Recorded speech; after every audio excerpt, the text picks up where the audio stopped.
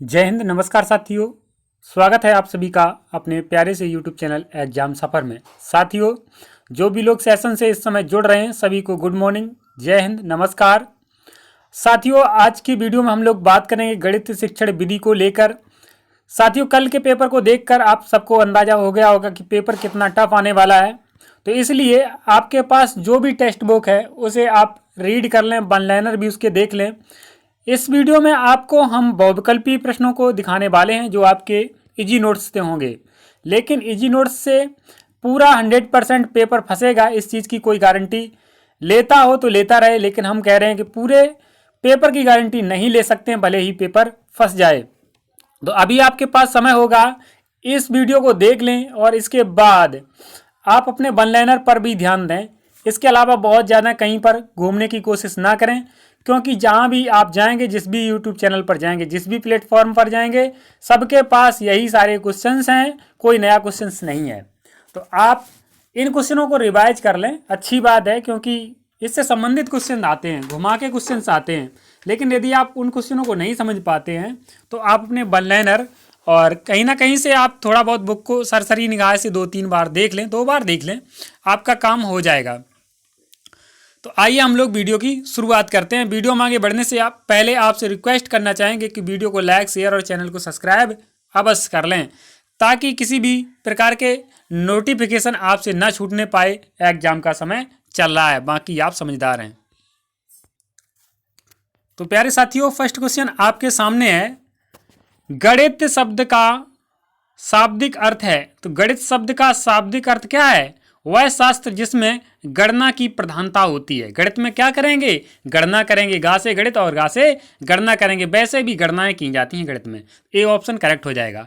आप सबको बता दें कि बहुत सारे स्टूडेंट यहाँ पर सोच रहे होंगे कि अब इजी नोट्स को करना कोई ज़रूरी नहीं है। साथियों, आपको बता दें, इजी नोट से आपको कॉन्फिडेंस आएगा कि मुझे ये तो आता ही आता है, इसके अलावा मुझे वन लाइनर आते हैं, तभी आप कुछ कर पाएंगे एग्जाम में। इसलिए इन क्वेश्चनों को, मतलब इसके बाद एक वीडियो आएगी और ये वीडियो, इन 2 वीडियो को आप कंटिन्यू जरूर देख लें, 2-3 बार 2x की स्पीड पर देख लें, क्योंकि यहाँ बहुत सारे शब्दों को हम रिलेट करके बताएंगे, जो इससे क्वेश्चन फंसेंगे वो आपके 100% हो जाएंगे। अगला साथियों, आपके सामने क्वेश्चन होगा, जी हाँ, आप देख पा रहे हो, निम्न कथन किस आयोग से संबंधित है? कौन सा कथन? सभी छात्रों को अनिवार्य रूप से सामान्य शिक्षा के भाग के रूप में प्रथम 10 वर्ष तक गणित पढ़ाई जानी चाहिए। किसका है? शिक्षा आयोग, माध्यमिक आयोग, कोठारी आयोग, इनमें से कोई नहीं। तो साथियों, अगर कह दी जाए कि आपको गणित पढ़नी है और आर्ट साइड का स्टूडेंट है, तो उसको ऐसा लगेगा कि मुझ पर किसी ने कोठार चला दिया। तो कोठारी आयोग, कोठार जानते हैं जो परशुराम जी रखते थे, तो सी ऑप्शन। अगला क्वेश्चन है, निम्न में गणित की मुख्य शाखाएं हैं। तो गणित की मुख्य शाखाएं कौन सी हैं? ज्यामिति, बीजगणित, संख्या सिद्धांत, ये सारी चीजें आपने पढ़ी होंगी, इसलिए उपरोक्त सभी। आप ध्यान देना कि आपने 7 में 8 में जो मैथ की बुकें पढ़ी तो उसमें क्या था? आपने पढ़ी होगी ज्यामिति विज्ञान पढ़ी होगी, बीजगणित उसी में आता था, आपका संख्या सिद्धांत आता है, यानी कि अंक गणित आता था उसी में। संख्या सिद्धांत में अंक गणित भी दे सकते हैं पेपर में। इसी तरह से कल के पेपर को घुमाया गया था। अगला क्वेश्चन है, गणित सार संग्रह नामक पुस्तक के लेखक। तो गणित सार संग्रह नामक पुस्तक के लेखक कौन से होंगे साथियों? क्वेश्चन नंबर 4, जी, श्री महावीराचार्य। कौन? महावीराचार्य। वीर ही होगा जिसने गणित पढ़ी होगी, और गणित का कोई संग्रह नहीं कर सकता। अगली, निम्न में किस वैज्ञानिक ने कॉम्प्लेक्स नंबर, मतलब जानते हैं समृद्ध संख्याएं, संबंधी बीजगणित का विकास किया? तो किसने किया? गॉस ने। किसने? गॉस ने कॉम्प्लेक्स नंबर दी, मतलब समृद्ध संख्याएं जो है गॉस ने दी। भारतीय गणित का शुभारंभ किस वेद में मिलता है? तो ऋग्वेद में। ऋग्वेद में मिलता है क्या? भारतीय गणित का शुभ आरंभ। ठीक है, ये देखो ऋग्वेद में। वैदिक काल में मुख्य रूप से किसका विकास हुआ? तो वैदिक काल में अंक गणित का। वैदिक काल में किसका हुआ? अंक गणित का हुआ। ठीक है, बीज गणित, रेखा गणित का नहीं। नारद पुराण में किसका वर्णन मिलता है? तो नारद पुराण जो है उसमें गुणन एवं भाग, मतलब गुणा और भाग, भिन्न, वर्गमूल। क्या मिलेगा? गुणा भाग मिलेंगे, भिन्ने मिलेंगी, वर्गमूल मिलेंगे, उपरोक्त सभी, ठीक है, घनमूल वगैरह। अगला क्वेश्चन है, पश्चिमी देशों में 0, 1, 2, 3, 4, 5, 6, 7, 8, 9 मतलब 9 तक की गिनती इत्यादि अंकों को क्या कहते हैं? मतलब 0 से लेके डॉट डॉट, जिन्हें हम लोग यहाँ पर पूर्ण संख्या कह देते हैं। 0, 1, 2, 3 मतलब 1, 2, 3, 4, 5 ऐसे एक से चलती हैं तो हम लोग प्राकृतिक संख्या बोलते हैं, लेकिन इसमें 0 को शामिल कर लिया गया तो इसे हम लोग पूर्ण संख्या कह देते हैं। लेकिन यहाँ पर उसे कहते हैं हिंदू अरेबिक न्यूमेरल्स, ठीक है, या फिर हिंदू अरेबिक नंबर भी बोलते हैं इसको। अरब के देशों में 1 से 9 तक के अंकों को क्या कहते हैं? तो 1 से 9 तक के अंकों को हिंदजा कहते हैं। क्या? हिंदजा कहते हैं, ठीक है, याद रहेगा। 0 से 9 और उससे भी आगे डॉट डॉट इत्यादि लगा, इत्यादि का मतलब डॉट डॉट, तो उसे कहेंगे हिंदू अरेबिक नंबर या फिर न्यूमेरल। और ये आपका अरब के देशों में 1 से 9 तक के अंकों को क्या कहेंगे? हिंदजा कहेंगे। अगला क्वेश्चन आप समझ पा रहे हैं, बढ़िया से समझ जाएंगे क्योंकि आप मैथ के स्टूडेंट हैं। काका प्रथम वर्ग है। काका प्रथम वर्ग मतलब काका वर्ग, वर्ग मीन्स घात 2, वर्ग तो जानते ही हैं स्क्वायर होता है, घन जानते हैं 3 घातें होती हैं, तो वर्ग मीन्स घात 2। इस तरह से आपको ध्यान देना है, वर्ग पूछ रहा है वहां पर घन पूछ रहा है, नहीं तो फिर बाद में कहे क्वेश्चन फंसा नहीं। महान गणितज्ञ रामानुजम का संबंध किस काल से है? तो रामानुजम जो है वो वर्तमान काल से थे, ठीक है। अगला क्वेश्चन है, वैदिक काल में महापदम का संबंध आधुनिक काल की किस संख्या से है? तो 10 अरब से। किससे? 10 अरब से है। अगला क्वेश्चन आप देख पा रहे हैं, वैदिक काल में महापदम का संबंध आधुनिक काल के किस संख्या से है? तो 10 खरब से। किससे? 10 खरब, याद रहेगा। अच्छा, प्याजे के संप्रदाय निर्माण की कितनी अवस्थाएं हैं? तो प्याजे की 4 हैं। कितनी? 4। प्याजे ने किस अवस्था में बालक स्वकेंद्रित न होकर दूसरे के संपर्क में ज्ञान अर्जित करता है? तो पूर्व से क्रियात्मक अवस्था। कब? पूर्व से क्रियात्मक अवस्था, इसका आंसर हो जाएगा। अगला देख रहे हैं, प्याजे की किस अवस्था में बालक विद्यालय जाना आरंभ कर देता है? तो अमूर्त सक्रियात्मक अवस्था। कब? अमूर्त सक्रियात्मक अवस्था जब होती है उसकी, बच्चा बैग उठा के चल देता है, पिताजी हम तो जाएंगे हैं, उसका बैग छुड़ाया जाता है। अगला क्वेश्चन है, प्याजे की किस अवस्था में बालक तार्किक चिंतन, समस्या समाधान की क्षमता व समझ, वास्तविक अवास्तविक में अंतर करने में समर्थ हो जाता है? तो कौन सा होगा? औपचारिक सक्रियात्मक अवस्था, मतलब उपचार वो खुद ही कर सकता है, ऐसे करके याद कर लो। निम्न में भौतिक सिद्धांतों के गणितीय पक्ष हैं, तो भौतिक सिद्धांतों के गणितीय पक्ष कौन से होंगे? ठोस की यांत्रिकी, बिल्कुल। सांख्यिकी यांत्रिकी, बिल्कुल। क्वांटम यांत्रिकी, बिल्कुल, या उपरोक्त सभी आंसर हो जाएगा। अब अगला है, उत्तर मध्य काल के प्रमुख गणितज्ञ हैं। तो उत्तर मध्य काल के प्रमुख गणितज्ञ याद कर लीजिए, भास्कराचार्य द्वितीय, नीलकंठ, आपके नारायण पंडित, ये सभी लोग हैं, तो इसलिए इन तीनों को याद कर लीजिए। हो सकता है कहीं पर एक देके और दूसरे रख दिए जाएं। अगला है, निम्न में वर्तमान काल से संबंधित गणितज्ञ हैं। तो वर्तमान काल से संबंधित कौन है? रामानुजम वर्तमान के हैं, नरसिंह बाबूदेव शास्त्री, आपके सुधाकर द्विवेदी, ये सभी लोग वर्तमान से संबंधित हैं, यानी कि डी ऑप्शन यहाँ पर करेक्ट कर देंगे, सॉरी डी ऑप्शन करेक्ट। अगला कहते हैं, निम्न में गणित की विशेषता है। तो गणित की विशेषता क्या होगी? गणित के ज्ञान का आधार हमारी ज्ञानेंद्रियां हैं, गणित विज्ञान का अमूर्त रूप है, बिल्कुल सही है। गणित तार्किक विचारों का विज्ञान है, बिल्कुल, गणित में तार्किक विचार लिए जाते हैं, इसलिए उपरोक्त सभी के साथ चले जाएंगे। क्वेश्चन नंबर 21 का आंसर हो जाएगा डी। अगला क्वेश्चन आप देख पा रहे हो सामने आपके है, किस शताब्दी तक भारत का गणित के क्षेत्र में प्रथम स्थान रहा? तो ये आपका रहा है 12वीं शताब्दी तक। कब रहा है? 12वीं शताब्दी तक। सोचिए हम लोग फर्स्ट स्थान पर थे। किस शताब्दी तक भारत का गणित के क्षेत्र में प्रथम स्थान रहा? तो 12वीं शताब्दी, और 12 के बाद बाट हो गए, हम लोग बगर गए, मतलब हम लोगों का कुछ अब कोई स्थान सोचने वाली बात है कि हम लोग कहाँ पहुँच गए। आदिकाल की समय अवधि है। तो आदिकाल की समय अवधि जो है वो प्रारंभ से 500 ईसा पूर्व, ठीक है, ईसा पूर्व जानते हैं, ईसा मसीह के जन्म से पूर्व। नारद पुराण के लेखक हैं, तो नारद के पुराण के वेद व्यास कौन है? वेद व्यास जी जो हैं वो नारद पुराण के लेखक हैं। का तृतीय मूल है, क्या है? तृतीय मूल, मतलब अंडर रूट 3 बार चढ़ाना है। देखो पहले वाले में अंडर रूट कितने चढ़े? 3 चढ़े हैं, और एक अंडर रूट की घात आपकी 1/2 होती है। तो 3 बार जब गुणा करेंगे 1/2, अब यहाँ पर कर देते 1/2, तो 2 दूनी 4 दूनी 8, तो 1 एकम 1 एकम 1, मतलब इसका क्या हो जाएगा? आप कह सकते हैं फाइनली 1/8 हो जाएगा। तो का की घात 1/8 हो गई। यहीं पे आपकी चतुर्घात पूछ सकते हैं, तो 4 मतलब 4 बार करेंगे, 1/2 गुणे 1/2 1/2, 4 बार करके देख लेना, आपका हो जाएगा। ठीक है, जिन्हें किसी को डाउट लगता है आपकी आंसर शीट ये रही, आपके पास भी हो सकता है जी नोट्स हो, वहां से आप तैयारी कर रहे हैं। निम्न कथन किससे संबंधित है? गणित सभी विज्ञानों का सिंह द्वार एवं कुंजी है। तो ऐसा कौन से कहते हैं? ऐसा बैकन से, किससे? बैकन से संबंधित है, बैकन कहते हैं ऐसा।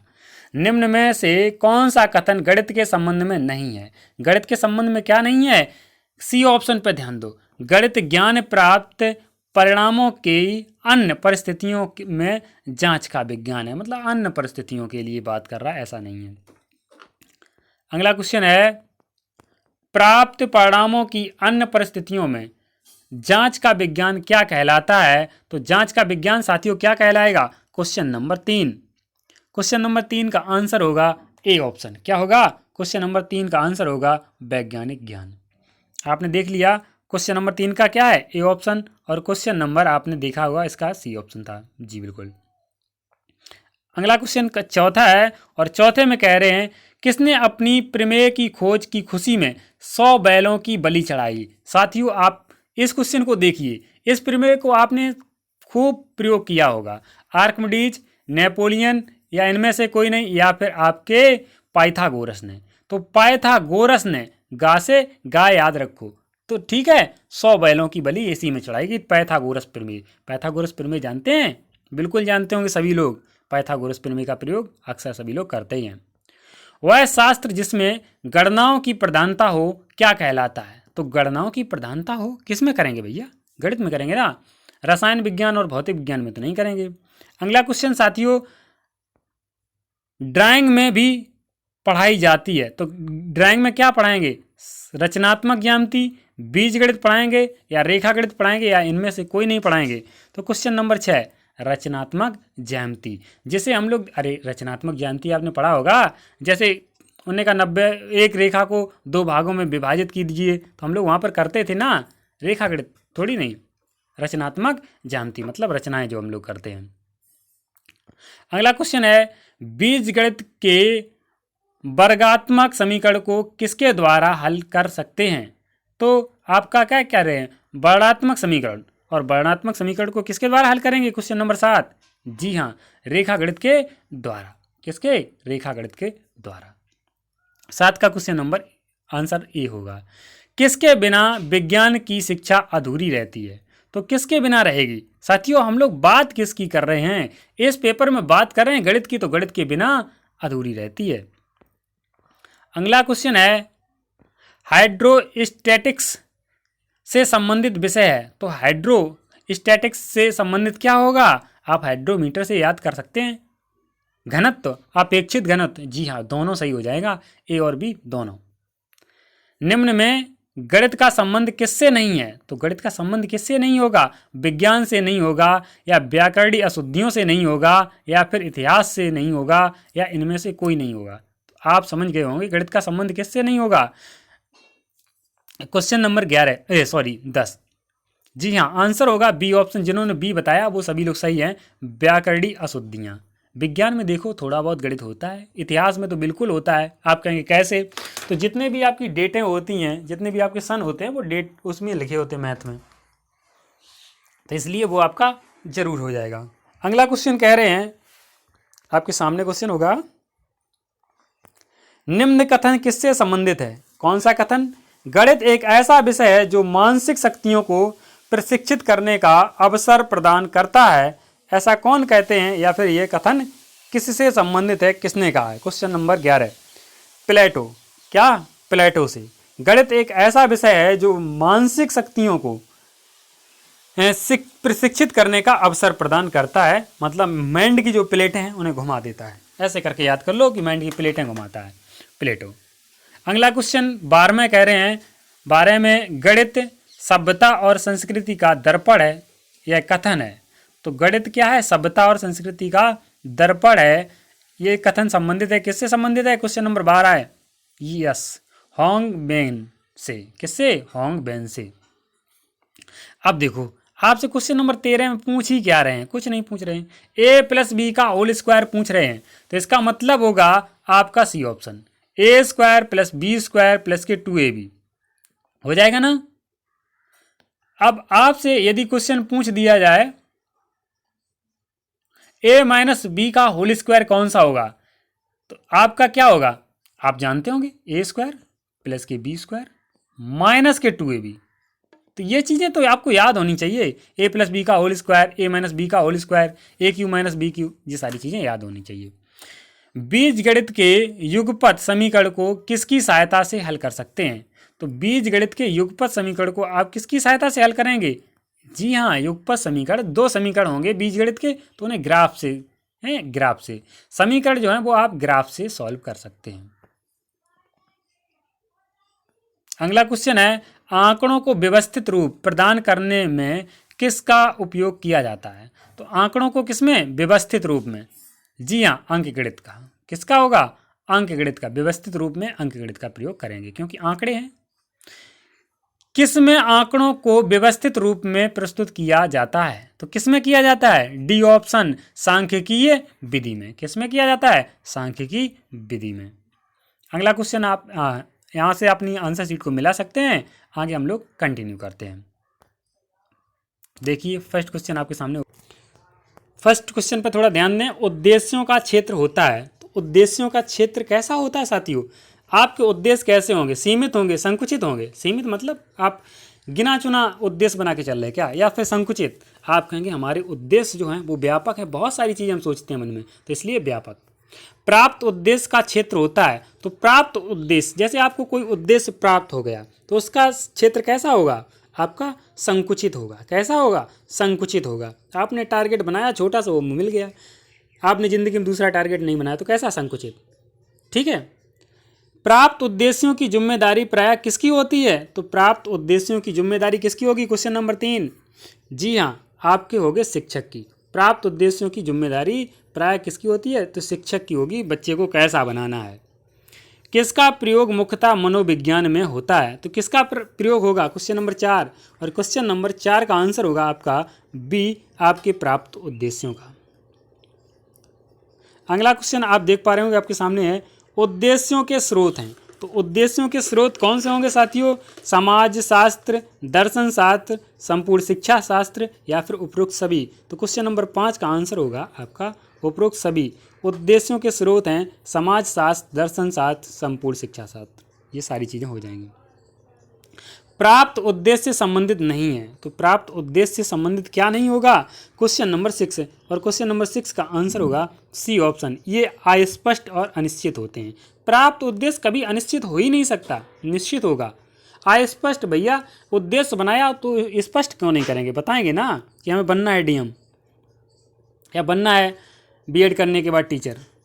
उद्देश्यों से संबंधित नहीं है, तो उद्देश्यों से संबंधित क्या नहीं है? क्वेश्चन नंबर 7, ये निश्चित एवं स्पष्ट होते हैं। तो देखो क्या नहीं है, तो ये कह रहे हैं नहीं है, तो यही। ज्ञानात्मक पक्ष से प्राप्त उद्देश्यों का वर्गीकरण किसने किया? ज्ञानात्मक पक्ष के प्राप्त उद्देश्यों का वर्गीकरण किसने किया साथियों? Question number 8। और क्वेश्चन नंबर 8 का आंसर हो जाएगा ए ऑप्शन, ब्लूम ने।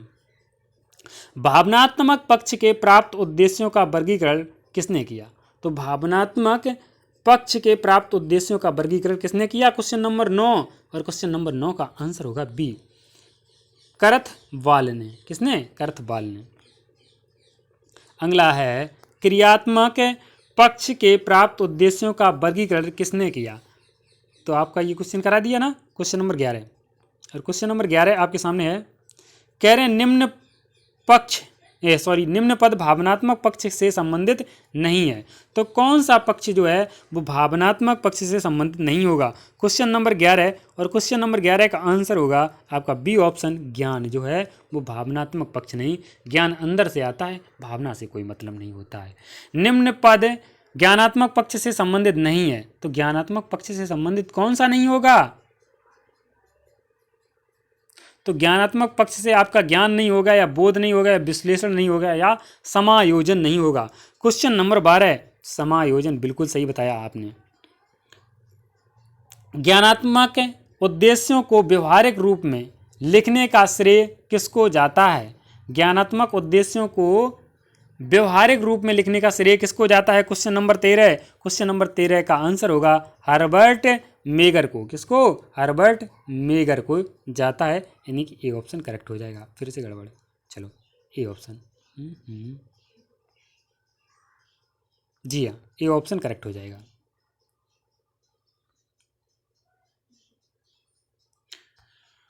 चलो ए ऑप्शन। उद्देश्यों का वर्गीकरण किस रूप में होता है? तो उद्देश्यों का वर्गीकरण किस रूप में होगा? आंसर होगा आपका क्रमबद्ध। कैसे होंगे? क्रमबद्ध। अगला क्वेश्चन है, RCEM प्रणाली द्वारा सभी उद्देश्यों को कितनी मानसिक क्रियाओं में प्रस्तुत किया गया है? तो कितनी मानसिक क्रियाओं में प्रस्तुत किया गया है? क्वेश्चन नंबर 15 का सी आंसर होगा 17। अगला क्वेश्चन साथियों आप देख रहे हैं, उद्देश्य किसके योग से बना है? तो उद्देश्य जो है क्वेश्चन नंबर 16, और क्वेश्चन नंबर 16 का आंसर होगा सी ऑप्शन, ए और बी दोनों, उत के या दिशा से, दिशा के। उद्देश्य, उद्देश्य का शाब्दिक अर्थ है, तो उद्देश्य का शाब्दिक अर्थ क्या होगा आप समझ सकते हैं। क्वेश्चन नंबर 17, जी हाँ, उच्च दिशा दिखाना। उद्देश्य क्या है? उद्देश्य आपका उच्च दिशा दिखाता है। क्वेश्चन नंबर 17 ए ऑप्शन से आप सहमत होंगे। क्रियात्मक प्राप्त उद्देश्य का वर्गीकरण सिम्पसन ने कब किया? तो क्वेश्चन नंबर 18 का आंसर जो है साथियों वो हो जाएगा आपका सी ऑप्शन। क्या हो जाएगा? सी, 1969। NCERT ने ज्ञानात्मक पक्ष में 6 वर्गों के स्थान पर कितने वर्गों को ही प्रस्तुत किया है? देखो आपने क्या पढ़ा क्वेश्चन में, NCERT ने ज्ञानात्मक पक्ष के 6 वर्गों के स्थान पर, मतलब कितने वर्ग हैं? ज्ञानात्मक पक्ष के 6 वर्ग हैं, लेकिन NCERT ने प्रस्तुत किया है, मतलब उन्होंने कितने किए हैं? तो क्वेश्चन नंबर 19 का आंसर हो जाएगा ए ऑप्शन, 4। NCERT ने 4 माने और वैसे कितने? 6 हैं। क्वेश्चन 2 क्लियर हुए। अदा के अंतर्गत बालक को अपेक्षित व्यवहारगत परिवर्तनों का निर्माण किया जाता है, जिन्हें क्या कहते हैं? तो क्या कहते हैं साथियों? क्वेश्चन नंबर 20, और क्वेश्चन नंबर 20 का आंसर हो जाएगा बी ऑप्शन, EBOS। क्या कहेंगे? EBOS। प्रदा में बालकों को वास्तविक व्यवहारगत परिवर्तन निहित होते हैं, इन्हें क्या कहा जाता है? तो प्रदा, ऊपर बात हो रही थी अदा की और नीचे बात हो रही प्रदा की। आप क्वेश्चन को बखूबी समझ रहे होंगे। क्वेश्चन नंबर 21 का आंसर क्या हो जाएगा साथियों? आप समझ गए होंगे, सी, RLOS। क्या है? RLOS। जबकि क्वेश्चन नंबर 20 का आंसर था EBOS। ठीक है, तो आप याद रखेंगे प्रदा में आर। ज्ञानात्मक पक्ष के प्राप्त उद्देश्यों का वर्गीकरण डॉक्टर ब्लूम ने कब किया? तो साथियों ज्ञानात्मक पक्ष के प्राप्त उद्देश्यों का वर्गीकरण डॉक्टर ब्लूम ने कब किया होगा? क्वेश्चन नंबर 22, जी हाँ, सी ऑप्शन, 1954। भावनात्मक उद्देश्य में वे उद्देश्य होते हैं जो संबंधित होते हैं, तो कौन किससे संबंधित होंगे? क्वेश्चन नंबर 23 का डी होगा, प्रशंसा से। अगला क्वेश्चन आपके सामने है साथियों, ये देखो, भावनात्मक पक्ष के प्राप्त उद्देश्यों का वर्गीकरण करथाल ने कब किया? क्या कह रहे हैं? करथाल ने कब किया? तो क्वेश्चन नंबर 24 का आंसर हो जाएगा ए, 1964 में। मेगर ने अपने वर्गीकरण में किसको अधिक महत्व दिया? तो मेगर ने किसको दिया? जी हाँ, उत्पादन को। किसको दिया? उत्पादन को। आप यहाँ से अपनी आंसर शीट को चेक कर सकते हैं। अगला कह रहे हैं आगमन विधि से संबंधित नहीं है। तो आगमन विधि से संबंधित क्या नहीं है? तो साथियों इसका आंसर होगा सूक्ष्म से स्थूल की ओर नहीं है। निगमन विधि का प्रयोग किसने किया था? किस में किया जाता है? तो निगमन विधि का प्रयोग साथियों किस में करेंगे? क्वेश्चन नंबर दूसरा का डी होगा आपके बीजगणित में, रेखागणित में, त्रिकोणमिति में, उपरोक्त सभी। निगमन विधि का प्रयोग नहीं करेंगे। सॉरी, निगमन विधि का प्रयोग किस में किया जाता है? तो बीजगणित में, रेखागणित में और त्रिकोणमिति में भी निगमन विधि का प्रयोग किया जाता है। निगमन विधि से संबंधित नहीं है। तो निगमन विधि से संबंधित कौन सा नहीं होगा साथियों? ऊपर पूछ रहे आगमन विधि से संबंधित नहीं है, नीचे पूछ रहे हैं निगमन विधि से संबंधित नहीं है। तो क्वेश्चन नंबर 3 का आंसर हो जाएगा विशेष से सामान्य की ओर, यानी कि डी ऑप्शन। 500 रुपए का 5% वार्षिक ब्याज की दर से 2 वर्ष का ब्याज कितना होगा, यानी कि 2 वर्ष का साधारण ब्याज कितना होगा? तो साधारण ब्याज का फॉर्मूला क्या होता है? मूलधन गुणे दर गुणे समय बटे 100। तो 500 गुणे 5 गुणे 2 बटे 100। तो आपके दोनों जीरो कट जाएंगे। 5 पंचे 25 दूनी 50। तो आंसर क्या हो जाएगा आपका? चौथे क्वेश्चन का आंसर हो जाएगा आपका ए ऑप्शन। लेकिन साथियों पेपर में याद रखना, ये आपकी जो दर होती है वो वर्ष में होती है। यहाँ पर क्या दिया है? आपकी जो दर होती है वो वर्ष में होनी चाहिए, समय भी वर्ष में होना चाहिए। पेपर में यदि दर आपकी छमाही दे दी, तिमाही दे दी, तो उसको वर्ष में कन्वर्ट कर लेना, नहीं तो हो सकता क्वेश्चन घुमा दें और आप लोग जरूर घूम जाएं। किस विधि में बालक स्वयं नियम एवं सूत्रों का निर्धारण करते हैं जिसमें उसने आत्मविश्वास का विकास होता है? तो क्वेश्चन नंबर 5 का आंसर जो है वो आपका हो जाएगा बी ऑप्शन, आगमन विधि। वह कौन सी विधि है जिसमें बालक को नियम या सूत्र पहले ही बता दिए जाते हैं? तो कौन सी विधि होगी जिसमें बालक को नियम और सूत्र बता दिए जाएंगे? क्वेश्चन नंबर 6 का आंसर हो जाएगा ए ऑप्शन, निगमन विधि में। देखो किसी चीज को शॉर्ट तब कर सकते हैं जब उसके बारे में पता हो कि ए प्लस बी का होल स्क्वायर रखा है। इसको शॉर्ट करके ए प्लस बी हम कह सकते हैं। जब आपको पता हो कि ए स्क्वायर बी स्क्वायर प्लस के 2ab को हम लोग ए प्लस बी का होल स्क्वायर कह सकते हैं। निम्न में छात्र केंद्रित विधि है। तो छात्र केंद्रित विधि कौन सी होगी? क्वेश्चन नंबर 7 का आंसर हो जाएगा आपका सी ऑप्शन, आगमन विधि। निम्न में से कौन सी विधि करके सीखने पर आधारित है? तो करके सीखने पर आधारित आपकी कौन सी विधि होगी? आपकी निगमन विधि होगी, आगमन विधि होगी या प्रयोगशाला विधि होगी? तो आप प्रयोगशाला में करके सीखते हैं या फिर आगमन निगमन में सीखते हैं? तो आपकी प्रयोगशाला विधि होगी। आप कमेंट सेक्शन में बताना कि प्रोजेक्ट विधि में क्या आप करके सीख सकते हैं? प्रोजेक्ट आपको कोई दिया गया है तो उसमें आप करके सीखेंगे या फिर टीचर बताएगा?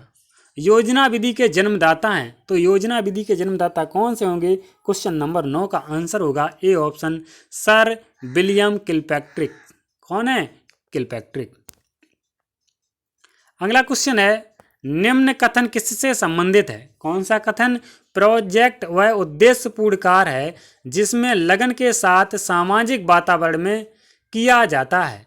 क्या कह रहे हैं? जिसे लगन के साथ सामाजिक वातावरण में किया जाता है। तो किसका कथन है? Question number 10। और क्वेश्चन नंबर 10 का आंसर हो जाएगा सी ऑप्शन, किलपैट्रिक से। किससे? किलपैट्रिक से संबंधित है। क्वेश्चन नंबर 11 में कह रहे हैं प्रोजेक्ट यथार्थ जीवन का ही एक भाग है जो विद्यालय में प्रदान किया जाता है। यह कथन किससे संबंधित है? तो क्वेश्चन नंबर 11 का आंसर हो जाएगा बी ऑप्शन, बेलर्ड। किससे? बेलर्ड से। अगला क्वेश्चन कह रहे हैं 12 में कह रहे हैं अनुसंधान विधि के जन्मदाता हैं। तो क्वेश्चन नंबर 12 का जो आंसर हो जाएगा वो हो जाएगा आपका A option, professor Henry Edward Armstrong. अनुसंधान कौन सा करेगा? जो स्ट्रांग होगा। ह्यूरिस्को का है, यस ह्यूरिस्को। शब्द का शाब्दिक अर्थ क्या है? तो इसका शाब्दिक अर्थ क्या होगा? क्वेश्चन नंबर 13 में आपका आंसर हो जाएगा बी ऑप्शन, मैं खोजता हूं। क्या? मैं खोजता हूं। ह्यूरिस्टिक शब्द की उत्पत्ति किस भाषा में मानी जाती है? तो ह्यूरिस्टिक शब्द की उत्पत्ति किस भाषा में मानी जाती है? साथियों ऐसे क्वेश्चन बहुत पूछे जाते हैं। क्वेश्चन नंबर 14 का आंसर जो होगा वो आपका ग्रीक होगा। क्या होगा? ग्रीक होगा। याद रखना, हम लोग यूनानी, ग्रीक और अरब में ज़्यादा कंफ्यूज होते हैं। किसमें टोली शिक्षण प्रविधि का विकास होता है? तो किसने टोली शिक्षण प्रविधि का विकास किया? तो टोली शिक्षण प्रविधि का विकास किसने किया? क्वेश्चन नंबर 15 का आंसर हो जाएगा ए ऑप्शन, जे फ्रीमैन ने। किसने? जे फ्रीमैन ने। हार्वर्ड विश्वविद्यालय में सर्वप्रथम 1995 में किस प्रविधि का प्रयोग किया गया था? तो हार्वर्ड विश्वविद्यालय में किस प्रविधि का प्रयोग किया गया था साथियों? क्वेश्चन नंबर 16 का आंसर आप लोग कमेंट सेक्शन में बता सकते हैं। जी हाँ, बी, टोली शिक्षण विधि का। कब किया गया था? 1995 में, याद रखना। निम्न में शिक्षण विधि नहीं है, तो कौन नहीं है शिक्षण विधि? टोली शिक्षण विधि, आगमन शिक्षण विधि, निगमन शिक्षण विधि, प्रयोगशाला विधि। तो कौन सी शिक्षण विधि नहीं है, मतलब किसमें बालक सीखता नहीं है? क्वेश्चन नंबर 17, बहुत ध्यान से देखना है। टोली शिक्षण विधि, ठीक है, शिक्षण विधि नहीं है। आगमन, निगमन और प्रयोगशालाएं सब हैं, लेकिन टोली शिक्षण विधि नहीं है। सक्रिय अनुबंधन का सिद्धांत किसने प्रतिपादित किया? तो सक्रिय अनुबंधन का सिद्धांत जो है आपके देने वाले हैं 18 का, बी ऑप्शन होगा स्किनर ने। किसने? सक्रिय अनुबंधन का सिद्धांत स्किनर ने दिया। सा से स्किनर, याद रख लो। अगला है, निम्न में कौन सी विधि अध्यापक केंद्रित होती है? अध्यापक केंद्रित कौन सी विधि होगी? अब बताओ, क्लास में अध्यापक आएगा तो उस पर क्या डिपेंड करेगा? व्याख्यान विधि। जब तक टीचर व्याख्या नहीं करेगा तो करेगा कौन? अज्ञात से ज्ञात की ओर किस विधि में अग्रसर रहते हैं? तो कौन सा होगा? क्वेश्चन नंबर 20 का जो आंसर होगा वो आपका डी ऑप्शन हो जाएगा, आपका निगमन विधि।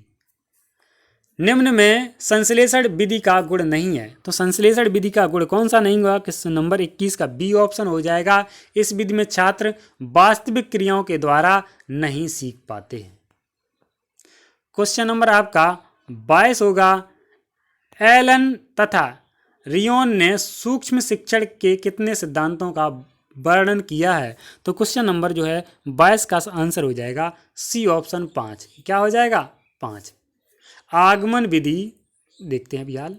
हाँ, क्वेश्चन में कह रहे आगमन विधि से सूत्रों तथा नियमों को प्रतिपादित करने तत्पश्चात निगमन विधि से आगे बढ़ने तथा अभ्यास करने की प्रक्रिया को क्या कहा जाता है? तो क्या कहेंगे? Question number 23। क्वेश्चन नंबर 23 का आंसर हो जाएगा ए ऑप्शन, यानी कि आगमन निगमन विधि। अगला क्वेश्चन आप देख पा रहे होंगे 24। गणित विषय से संबंधित नवीन तथ्यों, नियमों, सिद्धांतों और सूत्रों का ज्ञान किस विधि में के द्वारा दिया जाना चाहिए? क्वेश्चन नंबर आपका 24 का जो आंसर हो जाएगा वो हो जाएगा बी ऑप्शन, आगमन विधि द्वारा। गणित विषय से संबंधित नवीन तथ्यों, नियमों, सिद्धांतों और सूत्रों का उपयोग एवं अभ्यास किस विधि द्वारा कराना चाहिए? तो क्वेश्चन नंबर 25 का जो आंसर होगा वो ए ऑप्शन होगा, निगमन विधि द्वारा। निम्न में कौन सी विधि देखो, सुनो और समझो पर आधारित है? तो क्वेश्चन नंबर 26 का आंसर होगा बी ऑप्शन, प्रदर्शन विधि।